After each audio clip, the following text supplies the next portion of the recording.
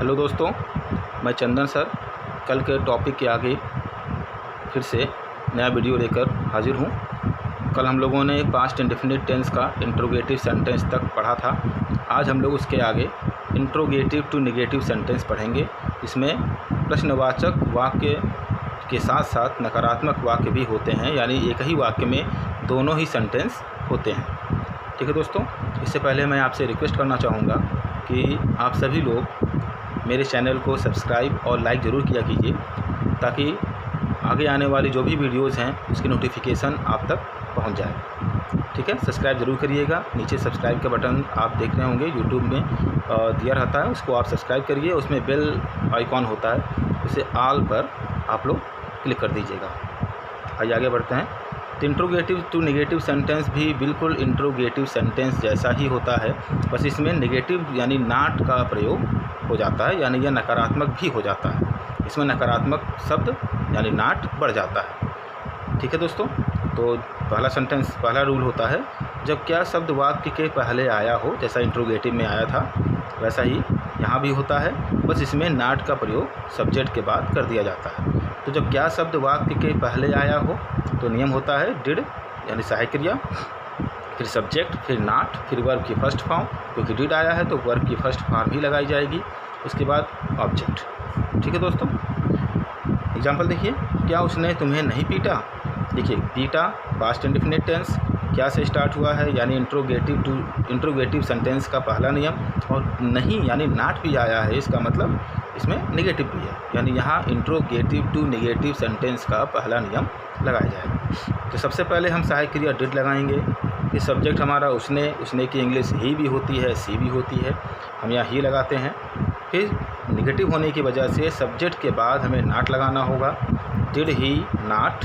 फिर वर्ब हमारा पीटना, पीटने की इंग्लिश होती है बीट, हमें वर्ब की फर्स्ट फॉर्म चाहिए, बीट की फर्स्ट फॉर्म बीट होती है।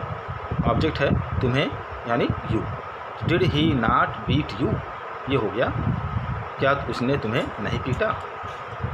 आगे बढ़ते हैं।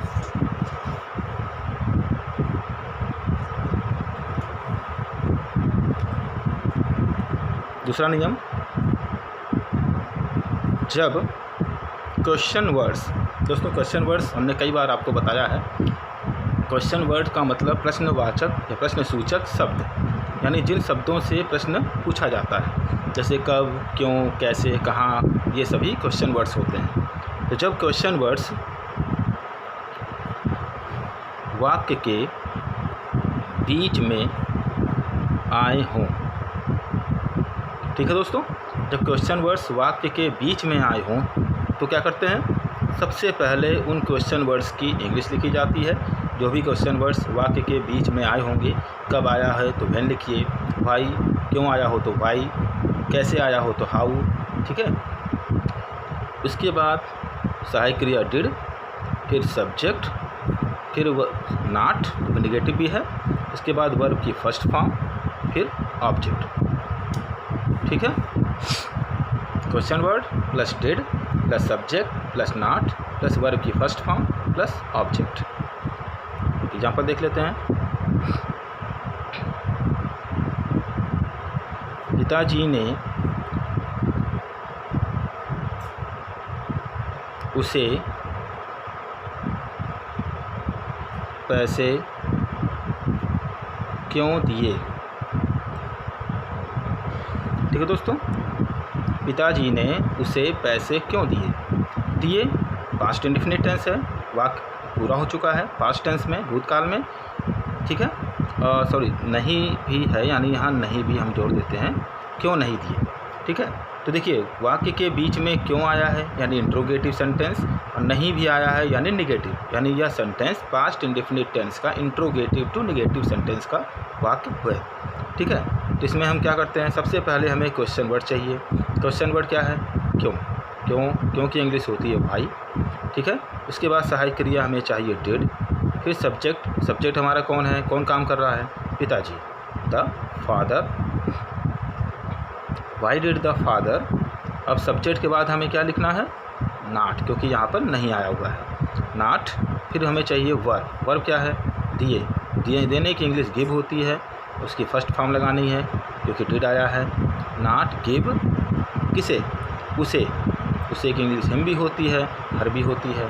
गिव हिम क्या नहीं दिए, पैसे, मनी। ठीक है, why did the father not give him money. ठीक है, तीसरा नियम देखते हैं। How many, how much, which, whose plus related noun plus did plus subject plus not plus verb की फर्स्ट फॉर्म प्लस ऑब्जेक्ट। ठीक है, हाउ मेनी, हाउ मच, विच या हुज। मीनिंग तो आपको पता ही होगी। हाउ मेनी मीन्स कितने, हाउ मच मीन्स कितना। हाउ मेनी काउंटेबल के लिए लगाते हैं जिन्हें हम गिन सकते हैं। हाउ मच अनकाउंटेबल के लिए लगाते हैं जिन्हें हम गिन या काउंट नहीं कर सकते।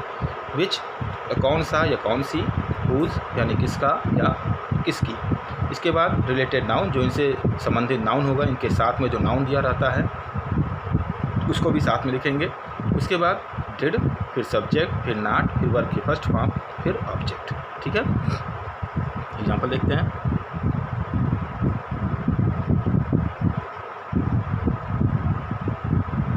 मोहन ने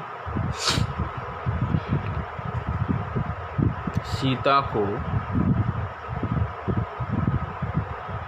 कितने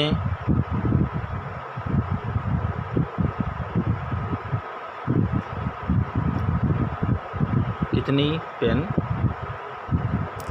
नहीं दिया। ठीक है, मोहन ने सीता को कितनी पेन नहीं दिया। देखिए कितनी यानी हाउ मेनी, क्योंकि पेन काउंटेबल है तो हाउ मेनी का यूज़ करेंगे। पास्ट इंडिफिनिट टेंस है क्योंकि यहाँ पर दिया या आया हुआ है, पास्ट इंडिफिनिट टेंस। और नहीं नॉट भी आया है यानी निगेटिव भी है। आइए बनाते हैं। सबसे पहले हमें कितने की इंग्लिश लिखनी होगी, यानी हाउ मेनी। ठीक है, उसके बाद इसके साथ में नाउन जो लिखा है पेन, हाउ मेनी पेन्स, क्योंकि हाउ मेनी, हाउ मच ये हमेशा प्लूरल होते हैं। How many pens. अब देखिए उसके बाद हमें क्या लिखना है, सहायक क्रिया डिड, फिर सब्जेक्ट चाहिए, सब्जेक्ट है मोहन क्योंकि काम कौन कर रहा है, मोहन कर रहा है। How many pens did Mohan. इसके बाद हमें नॉट लिखना होगा क्योंकि नहीं आया हुआ है। फिर वर्ब, वर्ब क्या है, देना, वर्ब की फर्स्ट फॉर्म। गिव, क्या नहीं दिया, give. How many pens did Mohan not give, किसको नहीं दिया, सीता को, टू सीता। बस हो गया। ठीक है दोस्तों, how many pens did Mohan not give to Sita. ठीक है, और इसी का जैसा हम लोगों ने पीछे पढ़ा था कि हाउ मेनी हाउ मच वाले वाक्यों में अगर सब्जेक्ट ना दिया हो इंट्रोगेटिव सेंटेंस में, तो वहाँ पर हमें डिड का प्रयोग भी नहीं करना था। ठीक है, वहाँ हमें डिड का प्रयोग नहीं करना था और वर्ब की फर्स्ट फॉर्म की स्थान पर वर्ब की सेकंड फॉर्म लगानी थी। ठीक है, लेकिन अगर इंट्रोगेटिव टू निगेटिव का सेंटेंस है तो वहाँ पर हमें अगर how many how much which whose वाले वाक्य में सब्जेक्ट दिया हो तो भी, ना दिया हो तो भी, हमें हर हाल में डिड का प्रयोग करना ही होगा, क्योंकि हमें इस वाक्य को पास्ट इंडेफिनिट टेंस का शो करना है, दिखाना है। ठीक है, क्योंकि अगर हम डिड नहीं लगाएंगे तो यह सेंटेंस क्लियर ही नहीं होगा कि किस टेंस का है। केवल नॉट लगाने से कोई भी सेंटेंस टेंस को नहीं शो करता। ठीक है, तो आइए इसका नियम भी देख लेते हैं। जब सब्जेक्ट ना दिया हो, ठीक है, सब्जेक्ट ना दिया हो तब क्या नियम होगा, how many, how much, which, whose plus related noun plus did not. ठीक है दोस्तों, क्यों डिड नॉट लिखा हमने, नॉट तो सब्जेक्ट के बाद होना चाहिए क्योंकि सब्जेक्ट नहीं दिया। हमने यहाँ लिखा ना कि जब सब्जेक्ट ना दिया हो, जब सब्जेक्ट नहीं दिया होगा तो हमें सीधे डिड नॉट का प्रयोग करना होगा। डिड नॉट, फिर वर्ब की फर्स्ट फॉर्म, फिर ऑब्जेक्ट। ठीक है, एग्जाम्पल देखते हैं।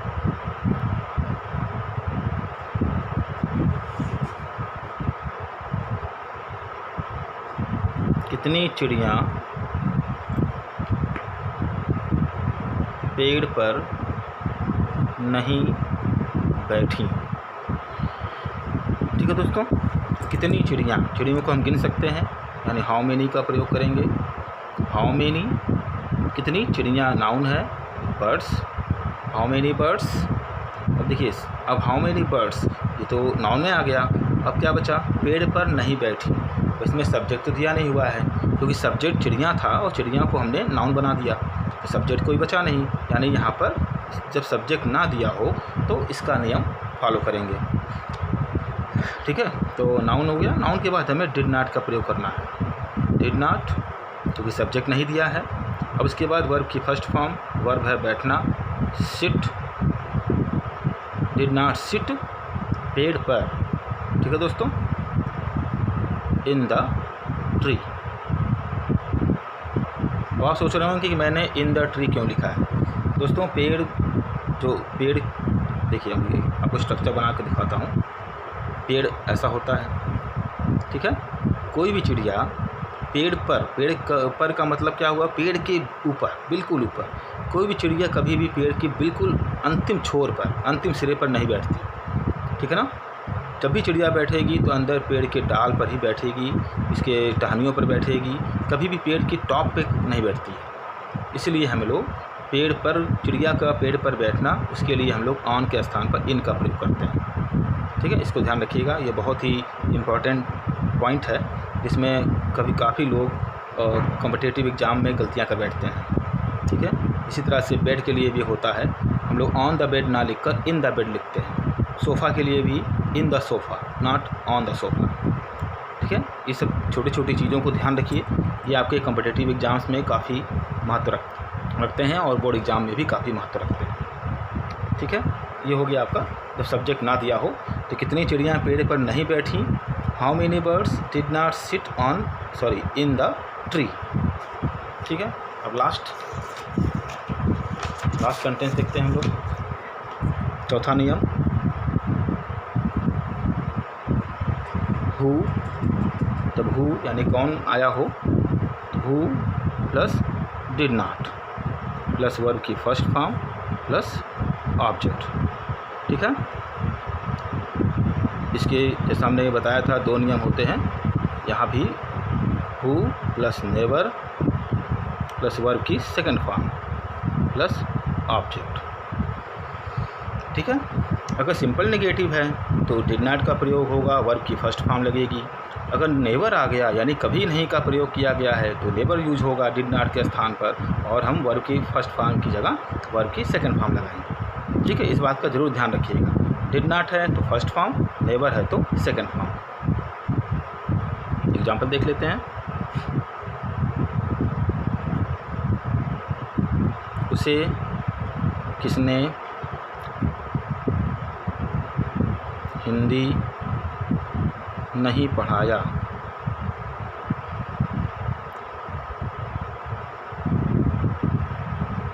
कौन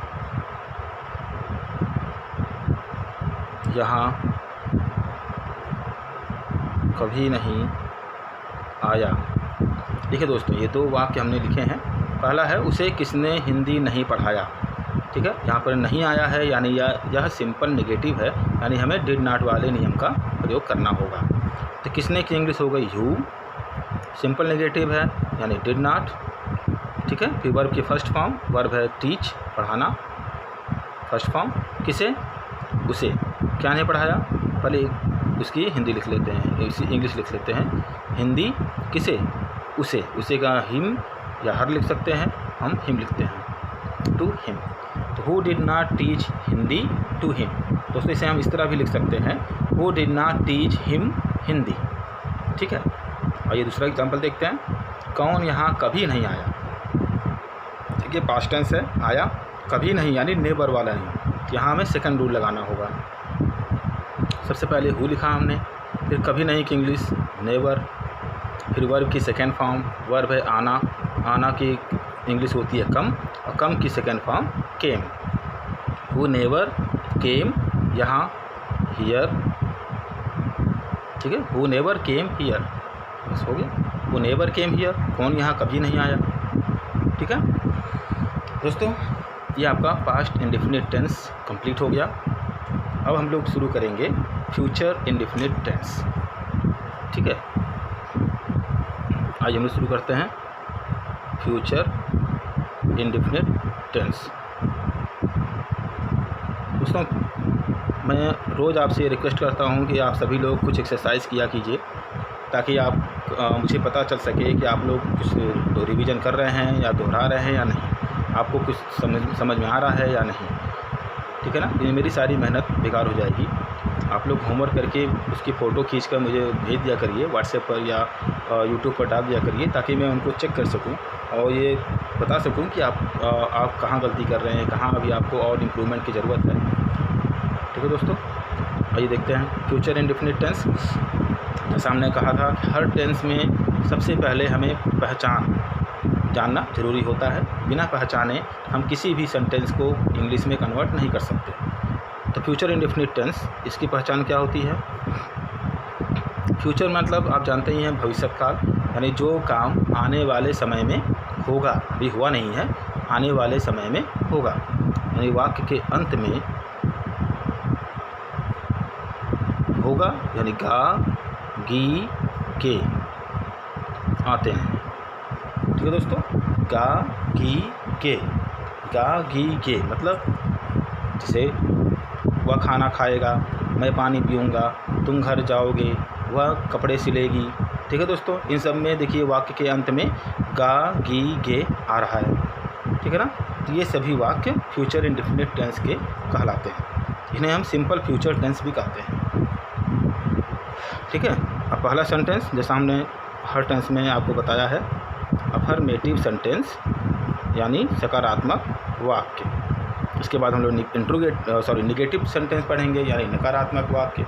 इसके बाद इंट्रोगेटिव, फिर इंट्रोगेटिव टू निगेटिव। तो पहला अफर्मेटिव सेंटेंस, इसमें रूल होता है सब्जेक्ट प्लस विल या शैल प्लस वर्ब की फर्स्ट फॉर्म प्लस ऑब्जेक्ट। दोस्तों, इसमें काफ़ी लोग कंफ्यूज होते हैं कि विल कहाँ लगाते हैं, शैल कहाँ लगाते हैं। मैं आपको बता दूं, नियमतः जो रूल्स हैं अकॉर्डिंग टू बुक, उसमें आई और वी के साथ ही केवल हमें शैल लगाना होता है। बाकी सभी सब्जेक्ट के साथ ही, सी, इट, नेम, यू, दे एंड ऑल, बाकी सभी सब्जेक्ट के साथ हमें विल लगाना होता है। ठीक है, लेकिन मॉडर्न इंग्लिश के अनुसार, जो आज मॉडर्न इंग्लिश अपनाई जा रही है, बोली जा रही है, उसमें हम फ्यूचर टेंस में विल का ही प्रयोग ज़्यादातर करते हैं, शैल का यूज़ बहुत कम करते हैं। ठीक है, हम आई के साथ भी विल लगा देते हैं, ही के साथ भी विल लगा देते हैं, वी के साथ भी विल लगा देते हैं, क्योंकि ये सब्जेक्ट के साथ जो इन सहायक क्रियाओं का आपस में इंटरचेंज होता है, ये एक तरह से कंपलसरी यानी कि नेसेसिटी दिखाता है, ज़रूरत दिखाता है कि वो काम हर हाल में होगा। ठीक है, जैसे हम कहें मैं घर जाऊंगा। ठीक है, यानी इस रूल के अकॉर्डिंग अगर हमें बनाना हो तो हम क्या लिखेंगे? आई शैल गो। ठीक है, आई शैल गो होम। ठीक है, लेकिन अगर हम उसको आई विल गो होम लिखते हैं, यानी शैल के स्थान पर विल लिखते हैं, आई विल गो होम, इसका मतलब क्या हो गया? मैं घर ज़रूर जाऊंगा। ठीक है दोस्तों, केवल सहायक क्रियाओं को आपस में इंटरचेंज कर देने से, बदल देने से उनकी मीनिंग काफ़ी चेंज हो जाती है, उनमें नेसेसिटी आ जाती है, यानी कि उनमें एक सर्टेनिटी आ जाती है, निश्चितता आ जाती है कि यह काम हर हाल में होगा ही होगा। ठीक है ना, एग्जाम्पल देखते हैं। जो अभी एग्जाम्पल हमने दिया हम उसी को समझा देते हैं। मैं घर जाऊंगा। ठीक है, तो आई सब्जेक्ट हो गया आई, क्योंकि गा या गागीगे यानी फ्यूचर इंडेफिनिट टेंस, और सिंपल सेंटेंस है यानी अफर्मेटिव सेंटेंस, तो इसमें हम अफर्मेटिव का रूल लगाएंगे। सबसे पहले सब्जेक्ट आई हो गया, फिर आई के साथ हमें विल या शैल लगाना है, जैसा हमने लिखा आई के साथ शैल लगाते हैं, आई शैल। फिर हमें वर्ब की फर्स्ट फॉर्म चाहिए, वर्ब है गो, फिर होम, आई शैल गो होम। ठीक ठीक है दोस्तों। लेकिन जैसा भी हमने कहा कि अगर हम यहाँ शैल के स्थान पर विल लगा दें तो क्या होगा, तो उसकी मीनिंग हो जाएगी मैं घर अवश्य जाऊँगा। ठीक है, मैं घर अवश्य जाऊँगा, यानी आई विल गो होम। ठीक है, यही इंग्लिश आजकल यानी मॉडर्न इंग्लिश में ज़्यादातर यूज़ की जाती है। इसमें हर जगह हम विल का यूज़ करते हैं, क्योंकि आजकल हर वाक्य में एक निश्चितता होती है, एक कंपल्सिटी होती है, बिल्कुल सर्टेनिटी होती है। आज आगे बढ़ते हैं नेगेटिव सेंटेंस की ओर।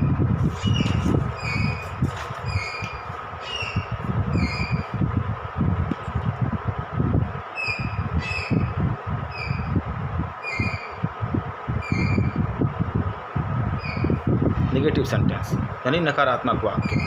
नकारात्मक वाक्य यानी पहले सब्जेक्ट, सहायक क्रिया विल या शैल, फिर नॉट, क्योंकि नकारात्मक है तो नॉट का प्रयोग होना है, प्लस वर्ब की फर्स्ट फॉर्म प्लस ऑब्जेक्ट। ठीक है, और मान लीजिए कि नेवर यानी कभी नहीं का प्रयोग किया गया है। अगर नेवर आ गया तो दोस्तों कुछ करना नहीं है आपको, केवल नॉट की जगह पर नेवर लगा देना है। बाकी सारी चीज़ें वैसे रहेंगी और कोई भी चेंज आपको नहीं करना है। ठीक है, यानी सब्जेक्ट प्लस विल या shall plus not plus verb की फर्स्ट फॉर्म प्लस ऑब्जेक्ट। और अगर सब नेवर आ गया यानी कि वर्ब की कभी नहीं, यानी कि जिसमें निश्चित कभी नहीं सब आ गया है, नेवर का प्रयोग किया गया है, तो वहाँ हम केवल नॉट को हटा करके नेवर लगा देते हैं। सब्जेक्ट प्लस विल या shall plus never plus verb की first form plus object. Example देख लेते हैं। वह पुस्तक नहीं पढ़ेगा, वे कभी विद्यालय नहीं जाएंगे। ठीक है, देखिए वह पुस्तक नहीं पढ़ेगा या सिंपल नेगेटिव है, यानी इसमें केवल नॉट का प्रयोग होगा। आइए बनाते हैं। सबसे पहले सब्जेक्ट हमें चाहिए ही, फिर हमको विल नॉट या शैल नॉट चाहिए। तो ही के साथ अभी हम लोगों ने पीछे देखा विल का प्रयोग करते हैं, ही विल नॉट, फिर वर्ब की फर्स्ट फॉर्म वर्ब है read, he will not read क्या नहीं पढ़ेगा, पुस्तक, the book, he will not read the book. दूसरा एग्जाम्पल देखते हैं। वे कभी विद्यालय नहीं जाएंगे, कभी नहीं, ठीक है ना, कभी नहीं यानी नेवर का यूज हुआ। तो आइए इसको देखते हैं। दे के साथ पीछे हम लोगों ने पढ़ा कि विल का प्रयोग करते हैं, और यहाँ नेवर का यूज़ हुआ है, इस नाते नॉट के स्थान पर नेवर लगा देंगे। दे विल नेवर, वर्ब हमें चाहिए, वर्ब है जाएंगे, गो की फर्स्ट फॉर्म गो होती है, कहाँ नहीं जाएंगे, to school, they will never go to school. ठीक है दोस्तों, तो आज के लिए इतना रहने देते हैं, क्योंकि मुझे लगता है कि आज कुछ ज़्यादा ही टॉपिक्स हो गए हैं, और उतना ही टॉपिक लेके चला जाए जितना आपको समझ में आए, और एक ही दिन में सारा टेंस समझ में भी नहीं आएगा, और उतना ही पढ़ा जाए जितना क्लियर हो, कॉन्सेप्ट क्लियर हो, और उसकी एक्सरसाइजेस आप कर सकें। दोस्तों एक्सरसाइज ज़रूर करिएगा, मैं बार बार कर रहा हूँ, क्योंकि जिस तरह से मैथ में आप एक्सरसाइज क्वेश्चंस बार बार रिपीट करते हैं, इसको रिवीजन करते हैं, तो लगाते हैं, दोहराते हैं, उसी तरह से इंग्लिश ग्रामर में भी आपको बार बार अगर एक्सरसाइज करनी है, अगर आपको कॉन्सेप्ट क्लियर करना है, तो आप एग्जाम्पल्स करिए, एक्सरसाइज करिए, जितने भी ग्रामर की बुक्स आपके पास हों सभी से करिए, ताकि आपका कॉन्सेप्ट क्लियर होता जाए, और ताकि आप अपने बोर्ड एग्ज़ाम्स या कॉम्पिटिटिव एग्ज़ाम्स को अच्छी तरह से क्लियर कर पाएँ। थैंक यू दोस्तों।